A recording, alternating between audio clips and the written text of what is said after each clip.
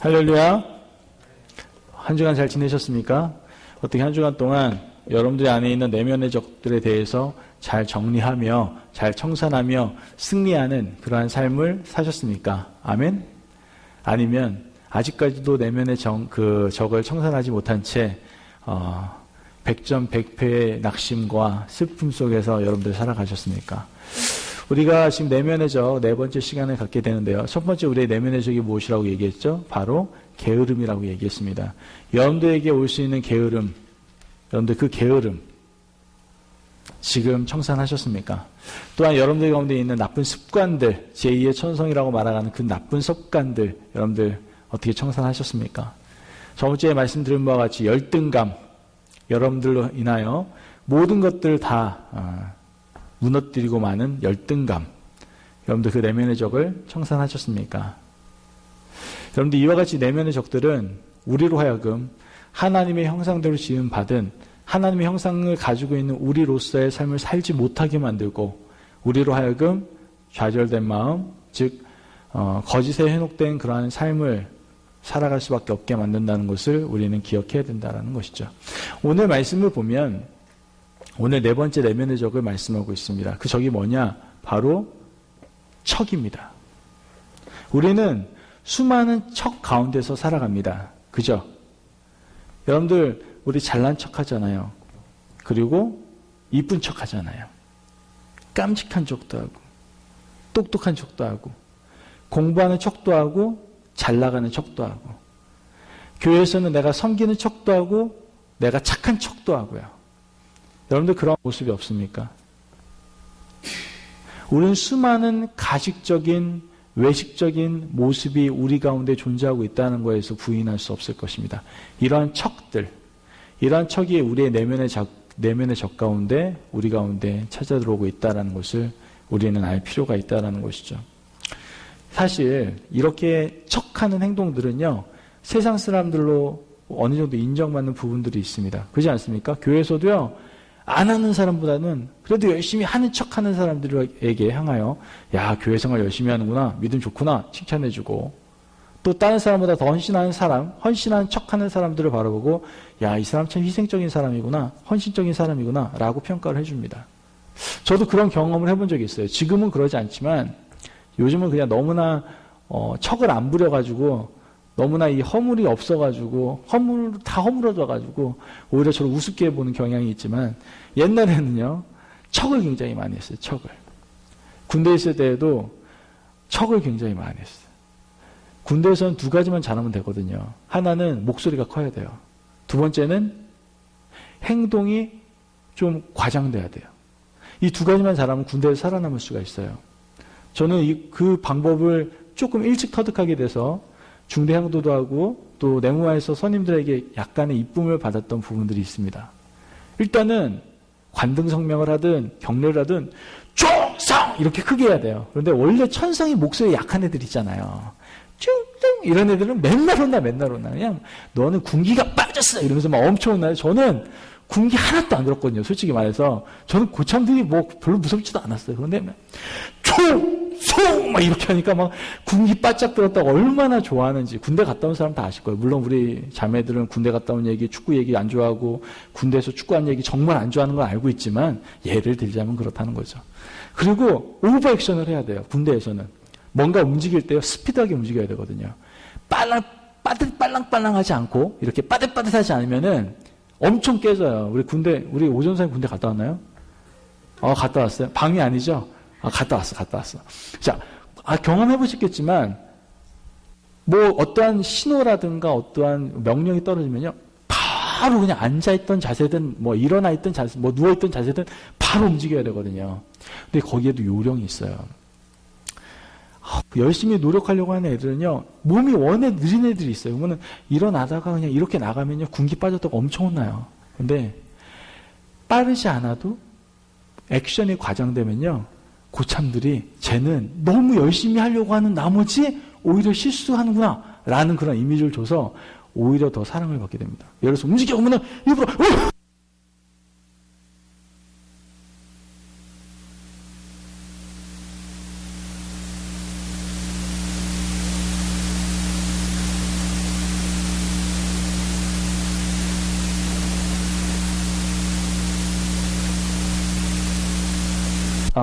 예.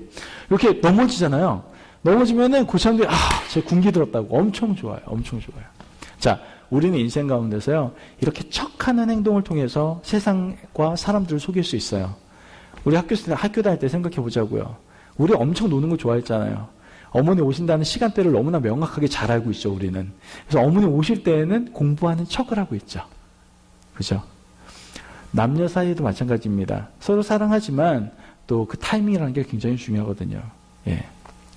만남이 있었는데 사실 늦었어요. 그럼 빨리 가야 되잖아요. 그런데 내 천성이 원래 그런 거를 잘 이렇게 익숙하지 않은 사람이라 느릿느릿하게 가다가 만나기 200m 전부터 열심히 뛰기 시작하는 거죠. 한 손에는 우유를 하나 들고 내가 열심히 뛰어왔다고, 당신을 위해서 우유를 가지고 갔다고, 뭐 이렇게 얘기하는 그러한 좀 척하는 모습들이 있죠. 또 그런 거에 감동받아서 결혼하신 분들 엄청 후회하거든요, 사실.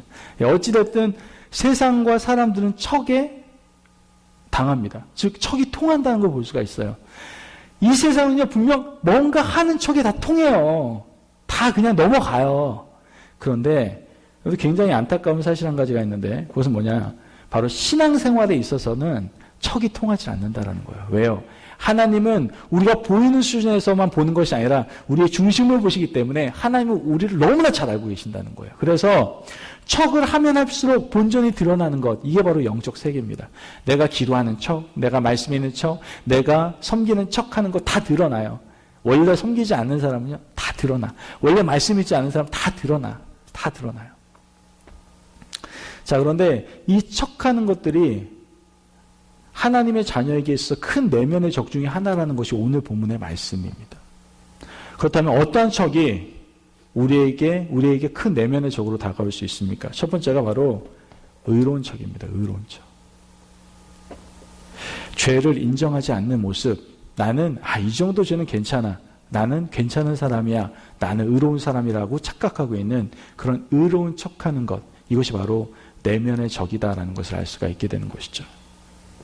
언제나 이러한 사람들은요, 무엇보다도 자기가 항상 옳다라고 생각을 합니다. 이 정도는 이해해 줄 수 있는 선이라고 생각합니다. 합리적인 판단 가운데서 어느 정도 우리가 이해할 수 있는 선이라고 얘기하는 것이죠. 여러분들 놀라운 것은 의로운 척, 거룩한 척 하는 사람은 아무리 복음을 들어도요, 사실 소용이 없습니다. 오늘 본문이 그 내용입니다. 마태복음 11장 20절에 24절 말씀 앞부분만 읽어드릴게요. 예수께서 권능을 가장 많이 베푸신 고을들이 회개치 아니하므로 그 곳이 어디냐? 가버나움, 고라신, 벳세다라는 거예요. 이 가버나움과 고라신과 벳세다는 예수님께서 가장 말씀을 많이 전하셨고 거기서 많은 기사와 이적을 행하셨다라는 거예요. 그런데 그렇게 말씀을 들었고 이적과 기사를 봤으면 변해야 될 거 아니에요. 회개를 해야 될 거 아니에요. 잘못을 지적했으면 깨달아야 될 거 아니에요. 그런데 이 가버나움과 또한 고라신과 벳세다 사람들은 회개치 않았다라는 거예요. 그 회개치 않음으로 너희들에게 화가 임했다라는 것이 오늘 말씀이다라는 것이죠. 자, 그렇다면 왜 가버나움과 고라신과 벳세다 이 사람들이 회개하지 않았을까요? 왜 회개를 하지 않았을까요? 왜? 이들 가운데는 이런 마음들이 있었던 거예요. 나는 이만하면 괜찮아. 나는 회개할 거 없어. 이 정도는 다 누구나 해. 이거 가지고 회개할 정도 아니란 말이야. 이런 마음이 있었다는 것이죠. 즉 자기의 나름대로 의로운 척하고 있었다는 것을 이 지역 마을 사람들을 통해서 우리는 알 수가 있게 되는 것이죠. 아무리 복음을 많이 듣고요, 깨달음이 크고 일을 많이 하고 섬기는 것을 많이 한다고 해도 의로운 척하고 뉘우침이 없는 사람에게는 소망이 없다라는 것을 우리는 알 수가 있게 됩니다. 하나님은요, 척하는 사람을 용서하지 않으세요. 여러분 기억하셔야 돼요. 하나님 우리 중심을 보신다니까요. 우리가 뭐 하는 척하는지 다 아신다니까요. 그 중심을 보시고 하나님 용서하지 않으십니다. 유능하고 그 사람이 아무리 많은 달란트와 은사를 가지고 있다고 하더라도 그 사람이 척하고 있다면 하나님은 그 사람 버리십니다. 미안한 얘기지만.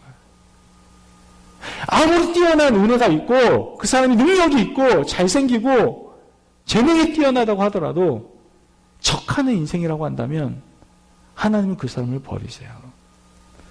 여러분 의로운 척하다가 버림받은 인물이 있어요. 여러분이 잘 아시는 사울왕이에요.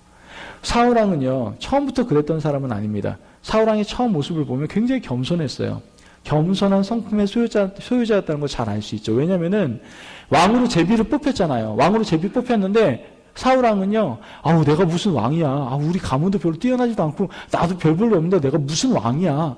그렇게 생각해서 수레 밑에 숨었다고요. 그렇게 겸손했던 사람이에요. 또한 사울왕 자체는 굉장히 잘난 사람이기도 했습니다.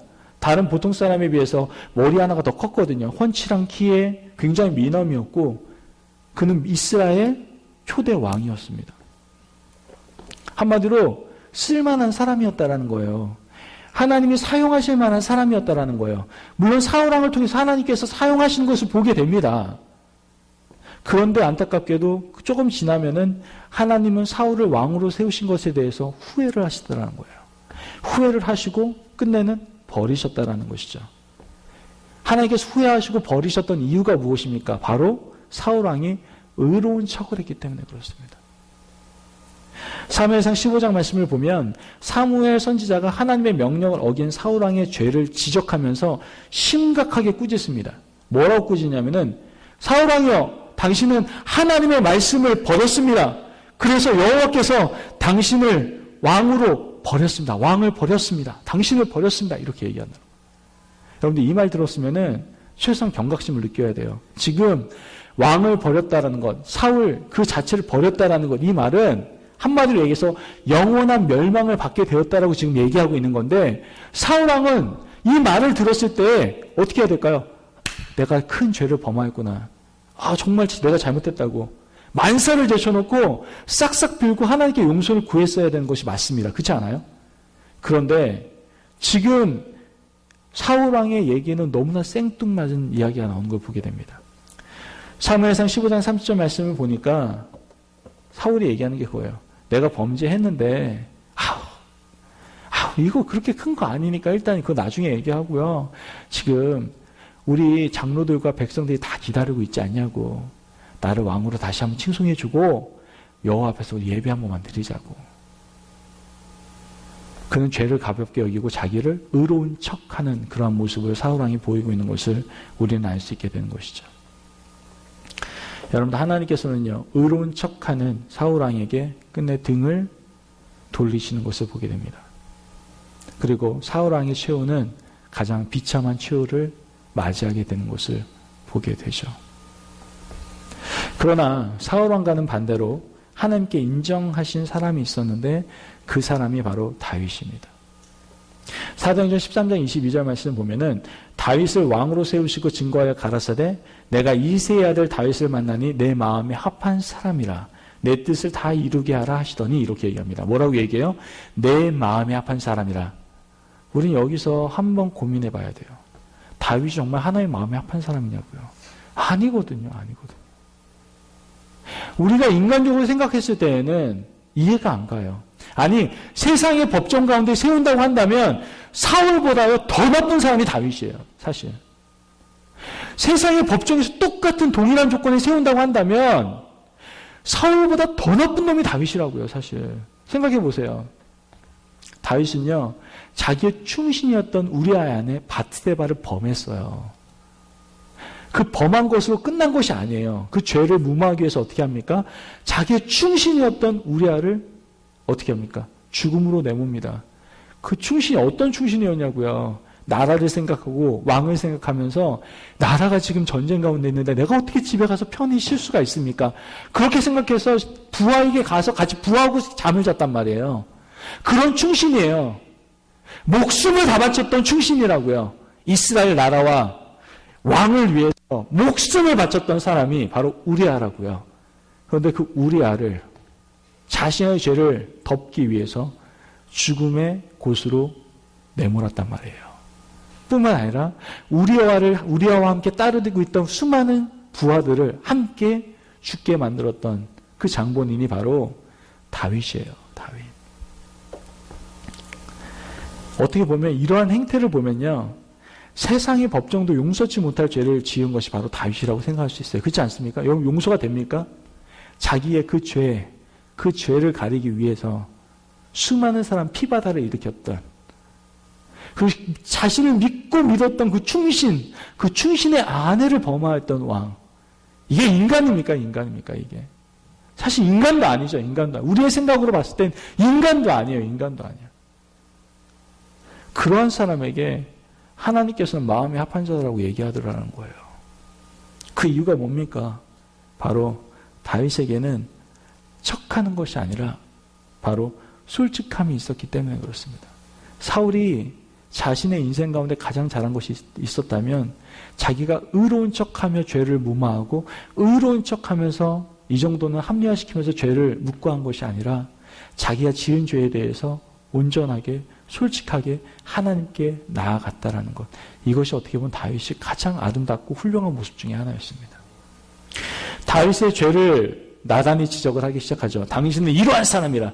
당신은 악한 사람이라. 이렇게 지적을 합니다. 그때 다윗은요. 사울처럼 변명하지 않았어요. 의로운 척하지 않았어요. 변명하지 않고 척하지도 않고 솔직히 자신의 죄를 자백하고 용서를 구하는 것을 보게 되죠. 비록 용서받을 수 없는 죄를 지었지만 의로운 척하지 않은 다윗을 하나님께서는 마음에 합한 자다라고 말씀하시면서 그를 사용하시는 것을 보게 된다라는 거예요. 저는요. 여러분들이 의로운 척하지 않고 하나님 앞에 죄 가운데 솔직함으로 하나님께 나아가는 하나님께서 정말 다윗을 너는 내 마음에 합한 자라고 칭하셨던 것처럼 바로 여러분에게도 너는 내 마음에 합한 자라 칭함받을 수 있는 저와 성도님들 되시길 주의 이름으로 축원합니다. 아멘. 여러분 지금도요. 우리 주위에는 자신의 생의 끝을 알지 못한 채 죽어가는 사람들이 참 많이 있습니다. 여러분 죽는 시점을 아십니까 혹시? 저도 저 자신을 장담할 수 없어요.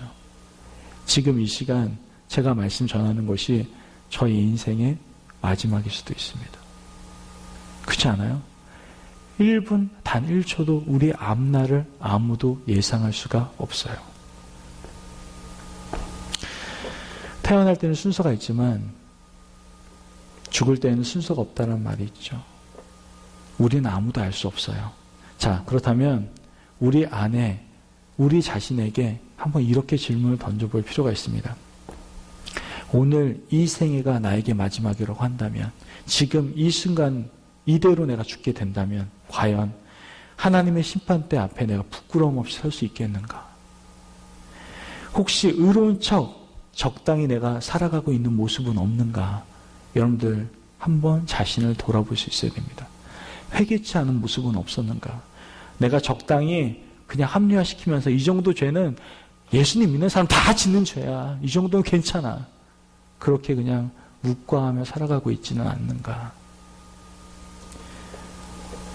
어제요. 저희가 2번이나 그런 일이 있었어요. 하나님께서 아마 저희 가정의 정직성을 시험하시는 것 같아요.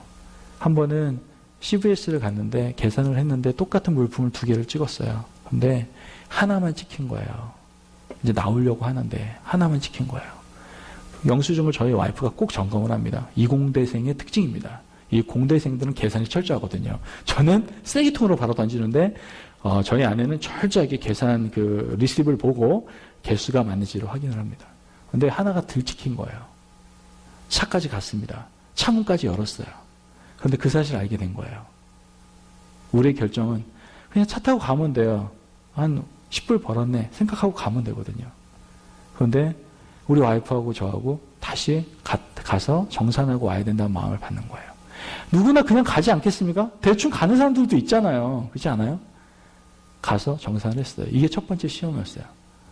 2번째 시험이 또 왔어요. 어제는 계산을 다 했는데 좀 더 큰 액수였어요. 라면 한 박스를 이걸 찍지 않으신 거예요. 계산을 한 거 보니까 그게 찍혀있지가 않은 거예요. 근데 저희가 이미 다 나온 상태였고 지금까지 다 싫은 상태였어요. 이제는 저번보다 더 가기 싫은 상태죠. 어떻게 보면 거기다가 사람이 너무 많아서 그 계산대에 사람이 너무 많은 거예요. 저희는 시간도 손해봐야 되고 여러 가지 피해볼 게 너무나 많은 거예요. 마음으로는 그냥 갈까? 이런 마음도 드는. 이 정도 용납해 줄 수 있지 않습니까? 저 되게 나쁜 사람으로 보이나요? 저만 그런 건가요? 하여튼 그런데 다시 갔어요. 갔는데 정말 아니나 다를까 사람이 엄청 많이 줄 서 있고 그런 가운데에서 얘기를 했어요. 그리고 리턴을 하고 다시 계산하고 다시 가지고 나왔는데 여러분들 우리는요 척하는 인생 살면 안 돼요. 우리가 잘못한 부분들이 있다면, 우리가 정산해야 될 부분들이 있다면 확실하게 정산할 수 있는 인생을 살아갈 수 있어야 됩니다. 지금 나와 있는 가버나움이나 베세다와 고라신 사람들처럼 이 정도면 됐어. 이 정도 신앙이면 됐어. 이 정도 죄는 누구나 지을 수 있잖아. 이렇게 안주하는 것이 아니라 사울왕처럼 거룩한 척, 의로운 척, 그냥 순간을 위해서 척하며 살아가는 것이 아니라 다윗처럼 옷을 찢고 의로운 척하는 내면의 적을 십자가의 능력으로 물리치고 우리를 위하여 겸손의 왕으로 오신 예수 그리스도의 능력을 구하며 구세주 예수 보혈로 씻음을 받으시는 저와 성도님들이 되셔야 될 줄 믿습니다. 아멘. 자, 두 번째 우리에게 다가오는 것은 무엇이냐? 의로운 척과 함께 잘난 척입니다. 여러분, 잘난 척 하시면 안 돼요. 여러분, 우리는요, 잘난 척하면, 잘난 게 아니에요. 원래 나 진짜 잘난 사람 있잖아요. 그런데 잘나지도 않았는데 잘난 척하는 사람을 얘기하는 거예요. 잘난 척. 하나님 앞으로 나올 때는요, 그냥 생긴 그대로 정직할 수 있어야 됩니다. 마태복음 11장 25절에서 26절 말씀을 보면요, 그때에 예수께서 대답하여 가라사대 천지의 주제이신 아버지여 이것을 지혜롭고 슬기 있는 자들에게는 숨기시고 어린 아이들에게는 나타내심을 감사하나이다. 옳소이다. 이렇게 된 것이 아버지의 뜻이니이다. 이렇게 얘기합니다. 지금 이때라, 그때라. 이 그때는 언제를 얘기하는 겁니까? 바로 고라, 베세다, 가버나움 사람들이 받을 화를 예언하신 그때를 얘기하고 있는 거예요. 그때. 그런데 그때에 슬기 있는 자에게는 숨기시고 아이들에게는 나타내시는 것이 있대요. 어떤 진리의 영역 가운데 뭔가 있대요. 그 진리의 내용이 무엇이냐? 바로 마태복음 11장 27절 하반절에 나옵니다. 내 아버지께서 모든 것을 내게 주셨으니 아버지 외에는 아들을 아는 자가 없고 아들과 또 아들의 소원대로 계시를 받은 자 외에는 아버지를 아는 자가 없느니라. 수고하고 무거운 짐진 자들아 다 내게로 오라. 내가 너희를 쉬게 하리라. 나는 마음이 온유하고 겸손하니 나의 멍에를 메고 내게 배우라. 그러면 너희 마음이 쉼을 얻으리니 이는 내 멍에는 쉽고 내 짐은 가벼움이라 하시니라. 아멘. 자, 여러분들 묻고 싶습니다. 평안하십니까?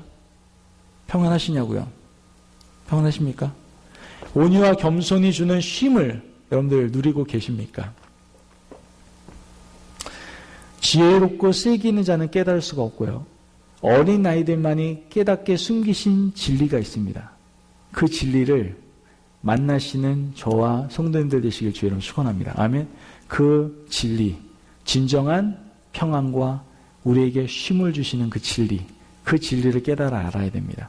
그러기 위해서, 그 진리가 우리 가운데 누려지기 위해서 우리는 잘난 척하면 안 됩니다. 잘난 척하지 말고 어떻게 해야 된다는 거예요?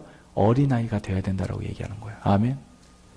여러분들 그런 진리가 우리 가운데 기쁨으로 역사되기 위해서 수고하고 무거운 짐진 자라 다 내게로 오라. 내가 너를 쉬게 하리라. 나에게 진정한 쉼과 진정한 평안이 임하기 위해서는요, 잘난 척하는 것이 아니라 어린아이가 되어야 된다라고 분명히 얘기하고 있다고요.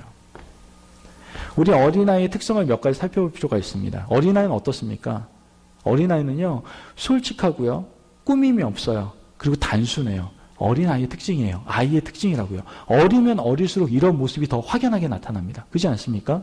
어떤 아이가 여러 가지 고민하고 걱정하고 막 생각하는 거 봤냐고요. 그냥 보이는 대로, 그냥 주는 대로 그냥 받아들입니다. 계산 같은 거 하지 않아요. 그냥 사랑 주면 자기도 사랑을 퍼부어주는 것이 아이들입니다. 절대로 아이들은 머리를 굴리지 않아요. 단순하고 순수해요. 제가 아이를 벌써 둘을 키우거든요. 그 어린 아이에게 제가 똥을 싸거나 이럴 때는 기저귀를 갈아줍니다. 그렇지 않아요? 기저귀를 갈아줄 때 그 아기가 저한테 한 번도 이렇게 얘기한 걸 들어본 적이 없어요. 아버지, 오늘은 제가 이 팜파스 기저귀가 마음에 들지 않습니다. 오늘 하기스로 입혀주시면 감사하겠습니다. 저한테 따지거나 묻지 않아요. 어떤 아이도. 그냥 제가 기저귀를 채웠을 때 발진이 나면 이 아이에게는 이게 안 맞나 보다. 팸퍼스로 바꿔줘야 되겠다. 이런 생각은 하지만 아이가 정중하게 저한테 제가 여러 가지 고민을 하면서 기저귀를 착용해 봤는데 이 착용감이 저에게 굉장히 불편함을 줍니다. 라고 얘기한 적을 들어본 적이 없다고요. 아이는 단순합니다. 아이는 세 가지 때문에 이유로 웁니다. 왜 운 줄 아십니까? 첫째, 아이를 키워보면 다 알아요. 우는 이유는 딱 세 가지입니다. 첫째, 배고파서 웁니다. 두 번째, 똥 싸거나 오줌 싸면 웁니다. 마지막 세 번째, 졸리며 울어요. 이 세 가지 외에는 우는 경우는 거의 없습니다. 물론 마지막 한 가지는 아플 때 웁니다. 이 외에는 없어요. 단순해요. 우리는 너무나도 많잖아요. 우리는 너무나도 이해해야 될 것들이 많잖아요. 그렇지 않아요? 아이들은 단순하다니까요. 복잡한 게 없어요. 말하는 것도 단순하고 생각하는 것도 단순해요. 그게 아이들의 특징이에요. 그런데 반대로 어른들 어떻습니까? 굉장히 복잡해요. 뭘 하나 말을 해도 그 안에 무슨 말의 의미가 숨겨져 있을까 여러 가지 고민하지 않습니까? 제가 누구한테 말을 하잖아요. 그러면 그분이 저한테 얘기를 해요. 목사님 왜 이 말 하셨을까? 내가 요즘 신앙생활이 안 좋나? 내가 뭐 좀 잘못한 게 있나? 내가 좀 부족한 게 있나? 여러 가지 생각, 저는 그냥 얘기한 것 뿐인데 여러 가지 생각한단 말이에요. 이것뿐만 아니라 자신이 내뱉은 말로 인해서 고민하는 사람들도 많아요. 혹여나 내가 말한 걸로 인해서 이 사람이 상처받았으면 어떡하지? 이걸 가지고 이틀, 3일, 일주일 동안 묵상하면서 괴로워하는 사람들이 참 많다라는 것이죠. 이와 같이 어른들은 굉장히 복잡합니다. 생각도 복잡하고 말하는 것도 복잡하고 내가 말하고도 내가 무슨 말 하는지 잘 모를 정도로 복잡합니다. 이게 어른들의 특징이에요. 참 복잡해요. 여러분들 신앙생활은요. 어린아이처럼 단순해질 필요가 있어요. 결국 신앙이 좋다, 믿음이 좋다, 강하다라는 말은 내가 얼마나 단순하게 살아가느냐에 따라서 우리는 알 수가 있는 거예요. 그냥 목사님이 오늘 말씀을 통해서 말씀을 전하셨다면 그 말씀에 순종해 보는 거예요. 아멘? 말씀에 있는데 나에게 강하게 주시는 하나님의 말씀이 있어요. 그러면 그냥 순종하는 거예요. 아멘? 어린아이와 같이 그냥 단순하게 순수하게 그냥 순종하는 거예요. 이게 어린아이예요. 모든 것을 하나님께 맡기고 그냥 하나님께 의지하는 삶, 이게 어떻게 복잡할 수가 있겠냐고요. 우리는 어린아이들과 같이 단순하게 생각하고 행동하는 그러한 삶을 살아가야 될 줄을 믿습니다. 아멘? 이런 어린아이가 우리가 돼야 된다는 것이죠. 또한 두 번째로는 이런 아이들은요. 의지할 수밖에 없는 존재예요. 그렇죠? 아니 아이 중에서 의지하지 않는 아이 봤냐고요. 의지할 수밖에 없잖아요. 우린 태어나면서부터 의지할 수밖에 없습니다. 우리 스스로 태어나서 걷지도 못하고요. 기지도 못해요. 처음에는. 누구의 손에 안겨야 되고 누구가 주는 일방적인 정말 어떻게 보면 급식을 매일 받으며 살아갈 수밖에 없는 의지하는 존재일 수밖에 없어요. 의지적 존재. 그런데 여러분들 여기에서 좀 우리가 좋게 생각할 필요가 있어요. 의지한다. 어떻게 보면 연약하다. 의지하는 존재니까 연약한 거잖아요.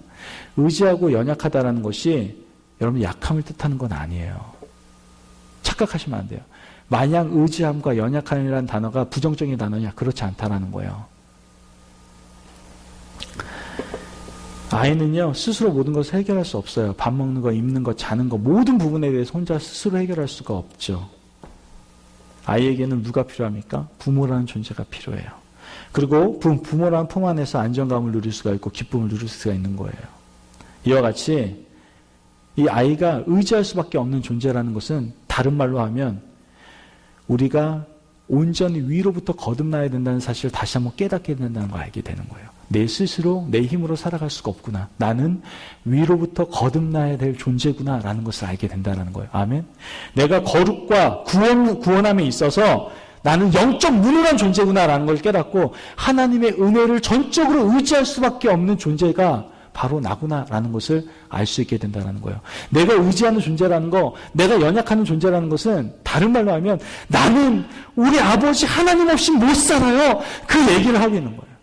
난 하나님의 능력 없이는 단 하루도 살아갈 수가 없어요. 그 얘기를 하고 있는 거예요. 우리가 이와 같이 어린아이와 같이 하나님께 나아갈 때에는 어떻게 합니까? 하나님 자녀에게 주님께서 자신의 형질을 주세요. 자신의 마음을 주세요. 그리고 그분이 내 안에서 살아 역사하시기 시작하세요. 그리고 그분으로 말미암아 우리가 참된 기쁨과 또한 행복을 또한 풍성한 은혜를 누리며 살아갈 수가 있게 되는 것이죠.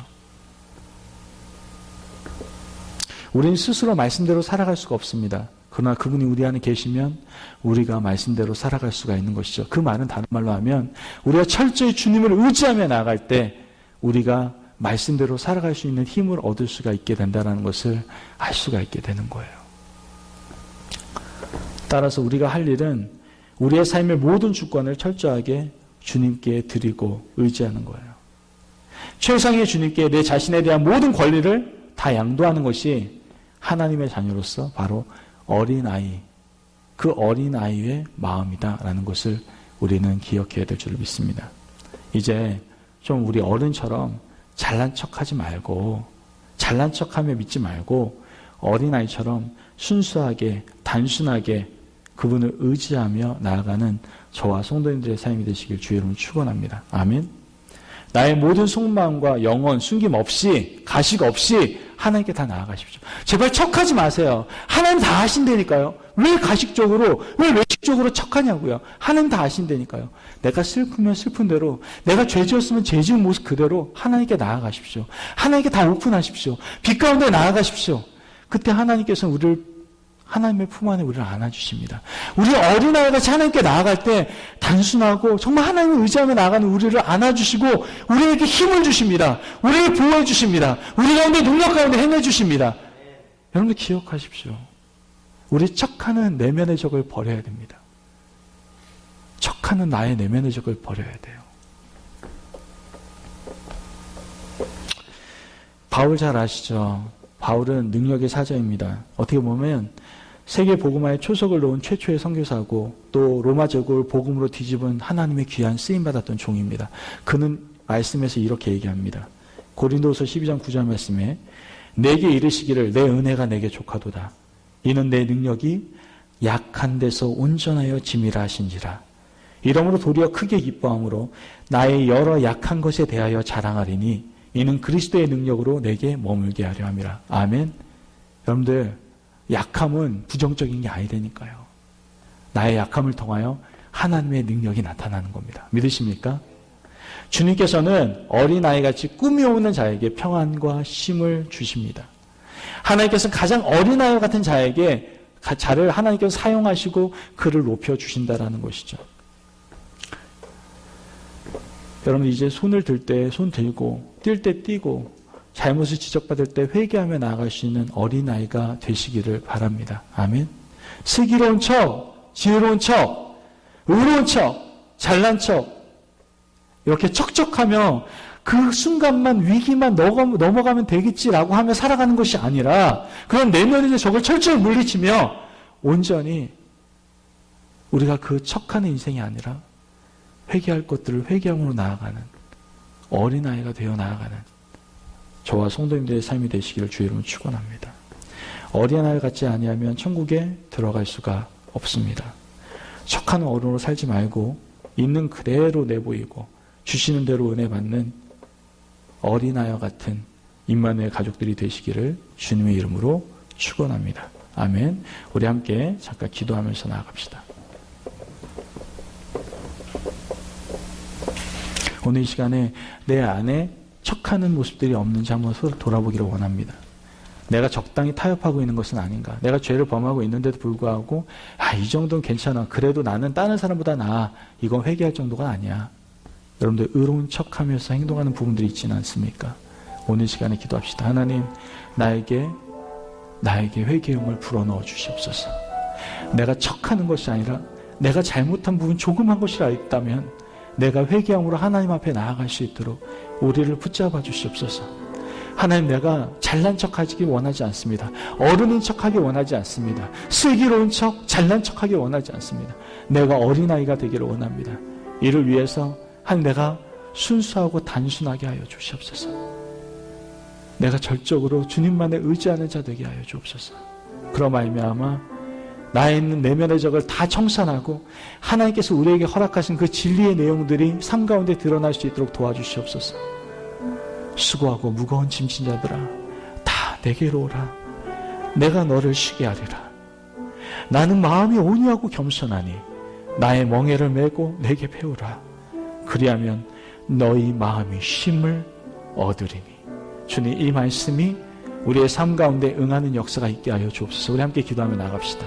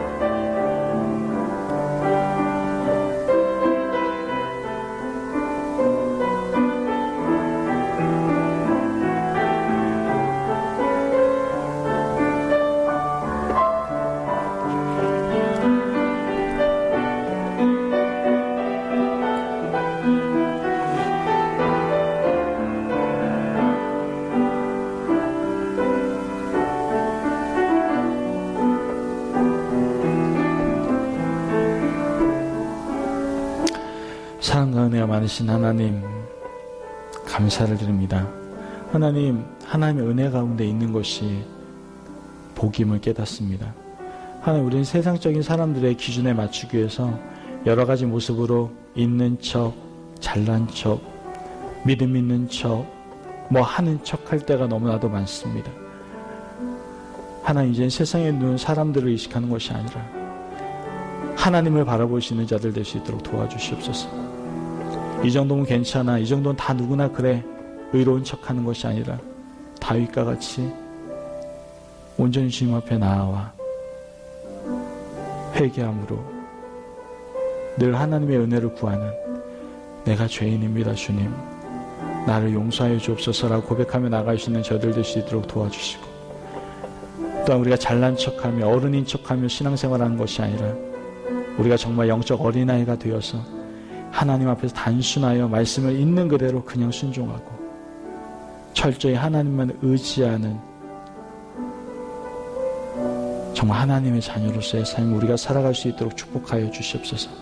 그로 말미암아 어린아이와 같이 나아갈 때 우리에게 부어주신 놀라운 진리가, 그 놀라운 평안과 그 쉼이 우리의 삶 가운데 응하는 역사가 있게 하여 주옵소서.